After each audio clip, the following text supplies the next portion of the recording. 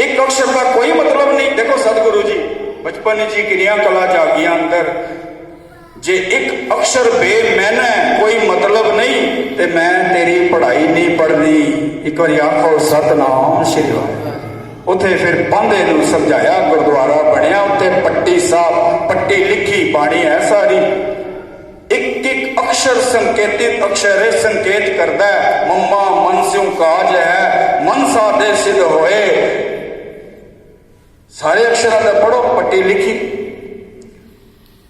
खैर घर आ गए, पिताजी गुस्सा करते हैं, स्कूल पाया सी ते टीचर नूं ही पढ़ा आए हैं, ओ भाई इनू लै जाओ बच्चे नूं, ए मैनू नहीं ए दुनिया नूं पढ़ाण आया है। एक बार आखो सतनाम, दुनिया नूं पढ़ाण आया। उत्ते कहता पांदे ने थोड़े वड्डे होए ना ते सतगुरु ते पिता ने कहा हुण काम कर लाइए, पहले घरों ही कोई काम चालू कराइए। बड़ा ध्यान देना, 2-4 बचपन दी साखियां करके असी भोग पा देना 5-7 मिनट च, बाकी रहिंदे प्रसंग फिर सांझे करांगे।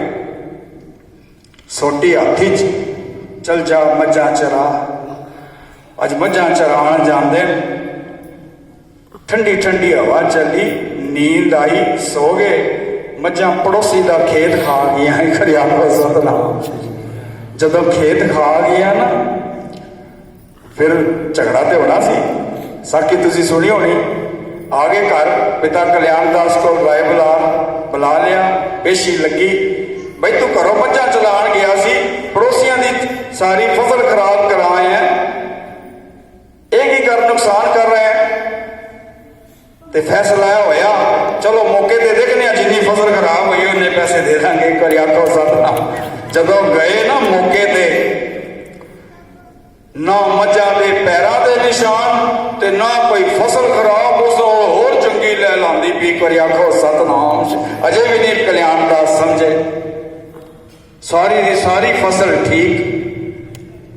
राय बुलार ने फिर पिता ने जदों 20 रुपए दिते ना, बचपन की गल करके चलिए अगे, जा चल हुण स्कूल पाया, स्कूल नहीं पढ़िया, मझां चरान भेजिया, खेती खराब कर रहे हैं, अल्लाह 20 रुपए लै जा ते जा बाजार कोई बिजनेस करके आ। देखना सुनना ध्यान नाल, तो शिक्षा की लैनी।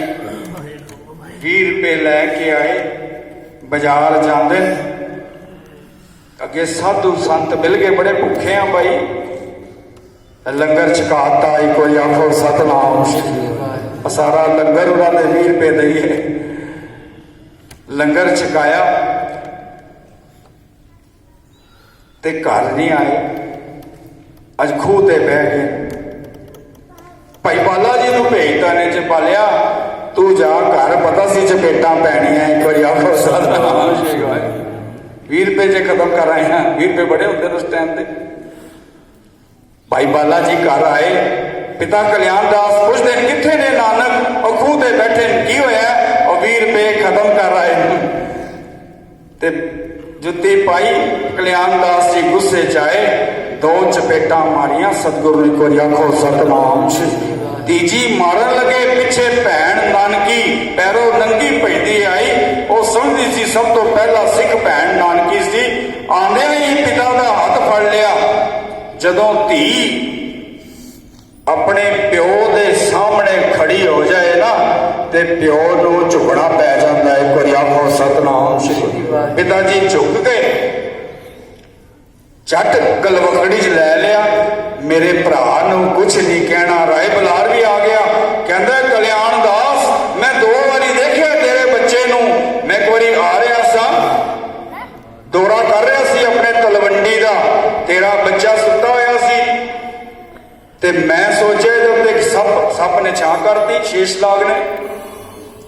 राय बुलार कोल जाता है, सप गायब हो जाता है, ना कोई खुद ना कुछ। राय बुलार दूर जाता है, फिर सप आ जाता है। दंग रह गया। दूजी बारी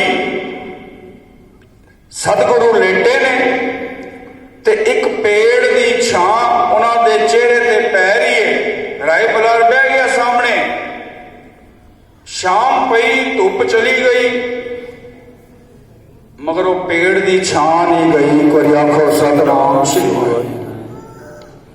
ਜਦ ਕੋਤਕ ਦੇਖੇ ਨਾ ਕਲਿਆਣ ਦਾਸ ਇਹਨੂੰ ਕੁਝ ਨਾ ਕਹੀਂ, ਇਹ ਅਲਾਹੀ ਜੋ ਨੂਰ ਹੈਗਾ ਹੀ, ਇਹਦੇ ਜਿਹੜਾ ਨੁਕਸਾਨ ਕਰੇ ਨਾ ਉਹ ਮੇਰੇ ਕੋਲ ਲੈ ਲਈ। ਮੈਨੂੰ ਇੰਝ ਪ੍ਰਤੀਤ ਹੁੰਦਾ ਨਾਨਕ ਤਲਵੰਡੀ ਚੱਲਦਾ ਤੇ ਮੇਰੀ ਤਲਵੰਡੀ ਵਸਦੀ ਹੈ। ਇੱਕ ਵਾਰੀ ਆਖੋ ਸਤਨਾਮ ਸ੍ਰੀ ਵਾਹਿਗੁਰੂ। ਖੈਰ ਗੁਰੂ ਨਾਨਕ ਪਾਤਸ਼ਾਹ ਬੇਬੇ ਨਾਨਕੀ ਬ੍ਰਹਮ ਗਿਆਨੀ ਸੀ। ਇਹ ਬ੍ਰਹਮ ਗਿਆਨੀਆਂ ਦੀ ਗੱਲ ਨਹੀਂ, ਲੋਕੀ ਕਹਿੰਦੇ ਟੋਕਾ ਮਾਰਦੇ ਤੇਰਾ ਭਰਾ ਲੋਕਾਂ ਨੂੰ ਦਾਤਾਂ ਵੰਡਦਾ ਤੇ ਤੂੰ ਉਹਦੇ ਕੋਲੋਂ ਔਲਾਦ ਮੰਗ। ਬੇਬੇ ਨਾਨਕੀ ਦੇ ਘਰ ਔਲਾਦ ਨਹੀਂ ਸੀ ਤੇ ਬੇਬੇ ਨਾਨਕੀ ਨੇ ਕਿਹਾ ਸੀ, ਇਸ ਦਿਨ ਸਾਂਝਾ ਕੀਤਾ ਸੀ ਨਾ, ਜਿਹਦਾ ਭਰਾ ਜਿਹਦਾ ਵੀਰ ਰੱਬ ਹੋਵੇ ਉਹਨੂੰ ਪੁੱਤਰ ਦੀ ਕੀ ਲੋੜ। ਇਹ ਗੱਲ ਸੰਸਾਰੀ ਨਹੀਂ ਕਹਿ ਸਕਦਾ, ਕੋਈ ਬ੍ਰਹਮ ਗਿਆਨੀ ਹੀ ਕਹਿ ਸਕਦਾ। ਇੱਕ ਵਾਰੀ ਆਖੋ ਸਤਨਾਮ ਸ੍ਰੀ ਵਾਹਿਗੁਰੂ। ਬ੍ਰਹਮ ਅਵਸਥਾ ਸਨ ਬੇਬੇ ਨਾਨਕੀ ਜੀ।